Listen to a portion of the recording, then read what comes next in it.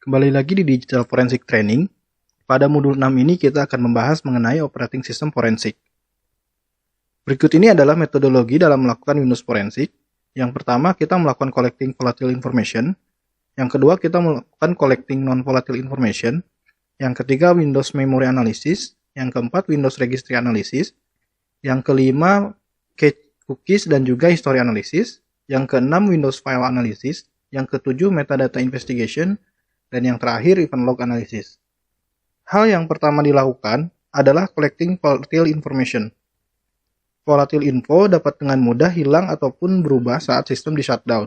Dengan mengambil volatile data, dapat membantu dalam memberikan informasi tambahan yang tidak ada pada disk. Informasi yang ada pada volatile data contohnya adalah system time, user yang sedang aktif, informasi network, file yang dibuka, informasi proses, maupun comment history dan lain sebagainya. Yang kedua, ada juga non-volatile data, di mana non-volatile data akan tetap tersimpan pada hard disk walaupun sistem di-reset ataupun di-shutdown. Contoh informasi yang bisa diambil adalah email, deleted file, registry, event log, dan lain sebagainya. Source lainnya yang juga dapat dianalisa sebagai non-volatile data adalah DVD, USB thumb drive, smartphone memory, dan lain sebagainya. Ada juga Hibernate file, di mana Hibernate file adalah snapshot dari RAM yang di-create ketika sistem di-hibernate. Hibernate file meng-capture semua program dan aktivitas terakhir yang di-running sebelum sistem di-hibernate. Tujuannya adalah untuk mengembalikan semua program yang running sebelumnya ketika sistem dihidupkan kembali. Hibernate file ini disimpan dengan nama hyberfill.sys. Dengan hal ini, kita bisa mengambil informasi mengenai list aplikasi yang running, compare data dengan RAM live image, mencari lokal maupun remote autentikasi detail, dan informasi lainnya yang biasa dicari pada volatile data forensik. Tools untuk mengeksplor hyberfill.sys ini adalah Hex Editor, Access Data FTK, dan juga muncul Windows Memory Toolkit. Di dalam sebuah registry, terdapat 5 root folder untuk menyimpan segala sesuatu yang terjadi di sistem. Yang pertama adalah HK User, di mana berisi mengenai user profile yang ada pada sistem. Yang kedua adalah Hive Key Current User, di mana berisi informasi mengenai profile user yang aktif saat itu. Yang ketiga adalah Hive Key Current Config, di mana berisi mengenai profile hardware yang digunakan sistem ketika startup. Yang keempat adalah Hive Key Local Machine, di mana berisi mengenai informasi konfigurasi sistem, termasuk hardware dan juga software setting. Yang kelima adalah Hive Key Class Root, yang berisi mengenai informasi konfigurasi aplikasi yang digunakan untuk membuka banyak file sistem. Informasi mengenai sistem bisa kita lihat pada live system dengan melihat properties dari komputer di File Explorer dengan cara membuka File Explorer lalu klik kanan pada disk PC lalu pilih properties. Informasi sistem juga bisa dilihat pada registry HKLM System dan juga HKLM Software. Untuk time zone information bisa dilihat pada registry HKLM System dengan directory HKLM/system/current control set/control/time zone information. Informasi ini penting untuk membuat timeline dari aktivitas pada sistem. Share atau file share adalah salah satu media yang biasanya digunakan oleh attacker untuk menyebarkan malware.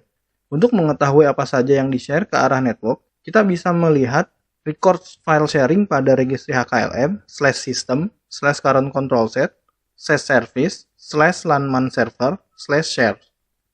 Pada forensik investigasi, ada alat bantu agar kita bisa fokus dalam mencari evidence. SANS salah satunya adalah organisasi yang menyediakan poster untuk apa saja yang harus kita examine, beserta penjelasannya. Pembahasan SANS poster ini akan dilakukan pada video lab OS forensik, beserta detail bagaimana cara menganalisa dan mengambil evidence yang ada. Metadata menjelaskan tentang banyak karakteristik dari sebuah data. Yang paling penting biasanya kita menganalisa mengenai aktivitas create, akses, delete dari sebuah data untuk kebutuhan timeline analisis. Beberapa contoh dari metadata adalah organization name, author name, computer name, network name, dan lain sebagainya. Tools yang bisa menggunakan timeline ini adalah salah satunya Autopsy. Event log merecord semua day-to-day event yang muncul pada Windows System. Event log ini ada pada directory C Windows System 32 WinEVT. Main event log terdiri dari system log, application log, dan juga security event log. Berikut ini adalah list dari Windows Critical Event yang harus dicek ketika kita melakukan investigasi event log. Dikarenakan banyaknya jenis event yang ada, membuat sulitnya melakukan analisis dan apa yang harus dicari. Dengan list critical event ini, pencarian event menjadi lebih fokus dan lebih terstruktur. Kalian bisa mencocokkan event ID mana saja yang harus dicari, dan nanti kita tinggal masukkan ke dalam kolom search pada event log viewer. Pada list ini sudah terdapat kolom tipe, berupa tipe dari lognya, lalu ada event ID-nya, event ID berapa, dan yang terakhir ini terdapat pada event log mana. Kita masuk ke dalam Linux Forensic. Investigasi pada Linux OS bisa dilakukan dengan menggunakan Linux Command untuk mengambil informasi yang dibutuhkan dari sistem. Contoh komennya adalah sebagai berikut. dmesg atau dmesg untuk melihat informasi mengenai driver yang di-load pada kernel. Lalu ada komen fsck adalah komen untuk mengecek dan juga memperbaiki file sistem apapun pada Linux.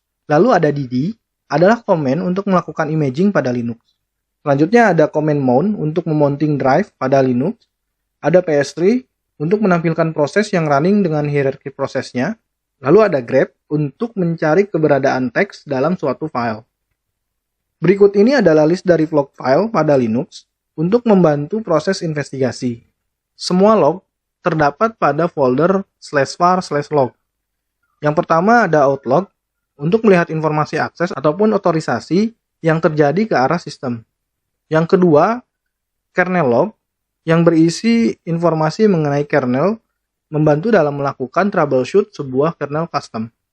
Yang ketiga, file log yang berisi event gagal login. Yang keempat, lpr log yang menyimpan printer log.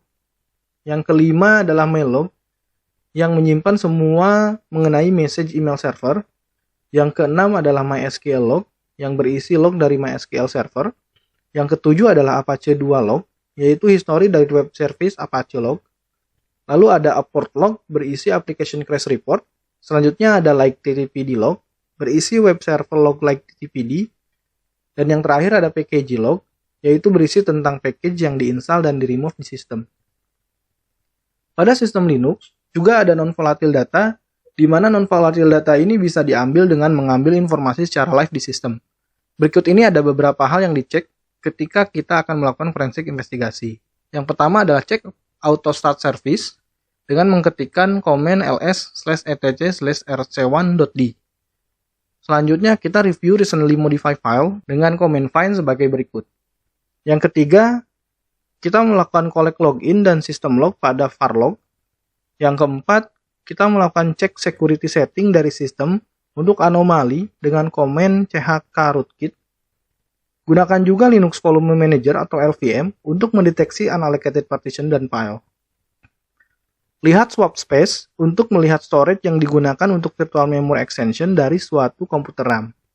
Hal tersebut bisa dicek dengan menggunakan komen swap on -s. Kita masuk pada macOS Forensic.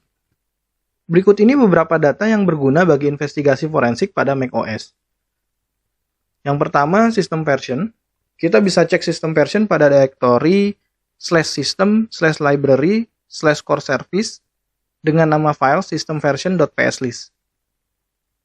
Yang kedua, informasi mengenai user account yang terdapat pada direktori /user/username/library.